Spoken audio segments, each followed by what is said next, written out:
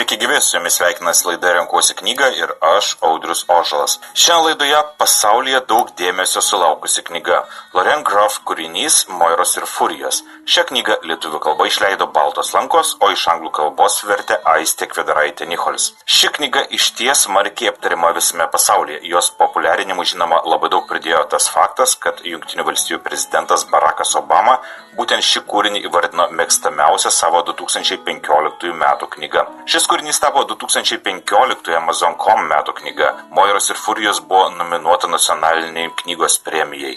Tiesa, knyga pateko ir ne į tokį prestižinį sąrašą. Ji pateko į sąrašą knygų, kuriuose blogiausiai aprašomos sekso scenos. Tai trečiasis autorės romanas, ji taip pat yra išleidusi vieną apsakymų rinkinį, o pirmąją knygą ji išleido 2008 metais.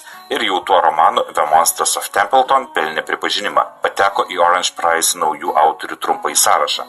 Amazon.com atrinko šį kūrinį tarp geriausių tais metais išleistų knygų. Antrasis romanas Arcadia irgi pelnė pripažinimą ir tokie leidiniai kaip The New York Times ir Washington Post knygą įvardino tarp geriausių 2012 metų romanų. Tačiau didžioji šlovė atėjo žinoma štai su šiuo kūriniu Moiros ir Furijos. Taigi, kuogi tokia ypatinga ši knyga Lauren Groff kūrinys Moiros ir Furijos? Manyčiau, visų pirma stiliumi ir forma. Šioje knygoje pasakojama apie 24 metus trukusią poros santuoką ir apie toje santuokoje slėptas paslaptis. Ir tam atskleisti autorė pasirenka skelti pasakojimą į dvi perspektyvas. Vienoje pusėje poros gyvenimas pasakojimas iš vyro perspektyvos, o kitoje iš moters. Tai kažkiek primena Gillian Flynn romaną Dingusi, bet autorė į visą tai dar įvelka antikinės tragedijos nuorodų ir nuorodų iš Šekspyro kūrybą. Ir be kita ko dar ir pateikia šį pasakojimą savotišką trilerio formą, kai skaitant knygą tampa nebeaišku, kas iš tiesų vyko ir tie patys įvykiai ima vertis visai kitoje šviesoje. Viskas priklauso nuo požiūrio taško.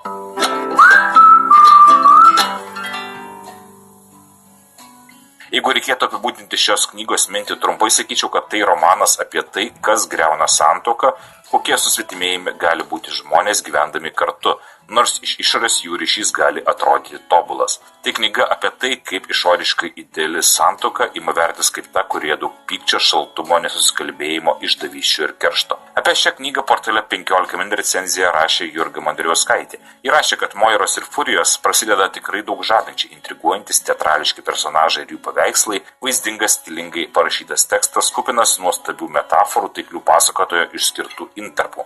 Tačiau antroji knygos pusė, anot recenzijos autorius, yra kur kas silpnesnė. Ir rašo, tad ir galutinis įspūdis apie Moiras ir Furijas liko dviprasmiškas. Knyga tikrai intriguojanti, daug žadanti, tačiau ir šiek tiek nuvilianti. Perskaičius atrodo kiek pervertinta tų visų skambių antraščių ant knygos viršelio. Bet, kaip rašė toje pačioje knygoje, tragedija, komedija, viskas priklauso nuo perspektyvos.